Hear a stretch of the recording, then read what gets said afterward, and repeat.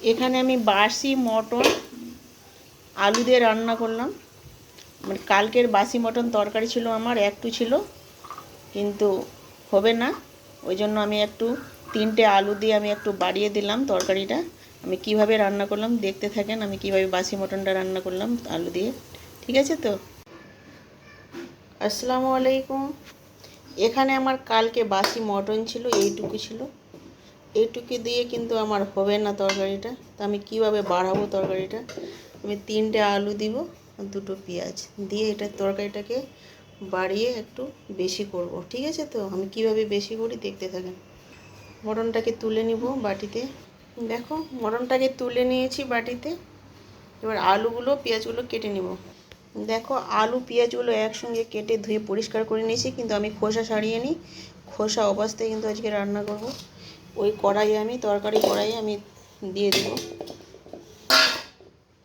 এখানে আমি কাঁচা লঙ্কা দিয়ে দেব, কাঁচা লঙ্কা দিয়ে রান্না করব।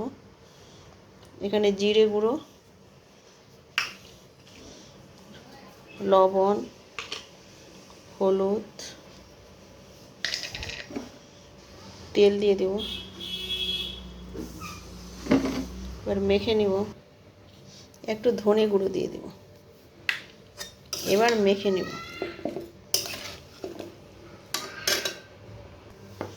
আদা রসুনের পেস্ট দিয়ে দেব, দিয়ে মেখে নেব। মাখানো হয়ে গেছে, একটু আমি জল দিয়ে দেব।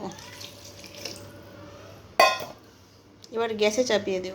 গ্যাসে চাপিয়ে দিয়েছি, এবার আমি ঢেকে দেব 1 মিনিটের জন্য। 1 মিনিট পর ফিরে আসলাম, দেখেন। আবার ঢেকে দেব, জলটাকে শুকিয়ে নেব।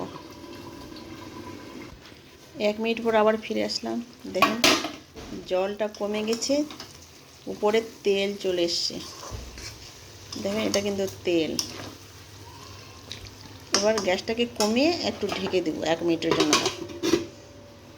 আবার ফিরে চলে এসেছি, দেখেন গ্যাসটাকে আমি কমিয়ে দিয়েছিলাম। এবার মটনটাকে দিয়ে দেব।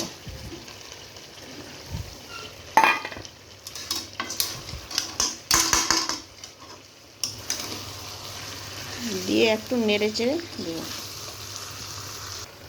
দেখেন, আলুটা কিন্তু আমার সিদ্ধ হয়ে গেছে। দেখেন আলুগুলো সিদ্ধ ভেঙে যাচ্ছে, কিন্তু এখানে একটু জল দিয়ে দেব।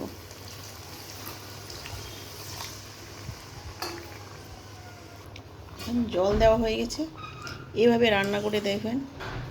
একটু যদি বাসি মটন থাকে, মানুষ অনেক থাকে বাড়িতে, কিন্তু এইভাবে আলু দিয়ে একটু বাড়িয়ে নিতে পারবেন, কিন্তু বাড়ির সবার হয়ে যাবে খাওয়া। ঠিক আছে তো?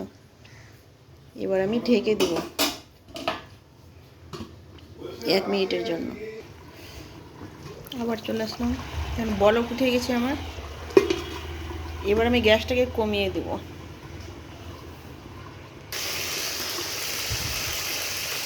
তরকারিটা কিন্তু আমার হয়ে গেছে। এবার আমি ভাজা জিরে গুঁড়ো দিয়ে দিব, দিয়ে আমি ঢেকে দিব, গ্যাসটাকে বন্ধ করে দিব। দেখেন তরকারিটার কালার কত সুন্দর এসছে।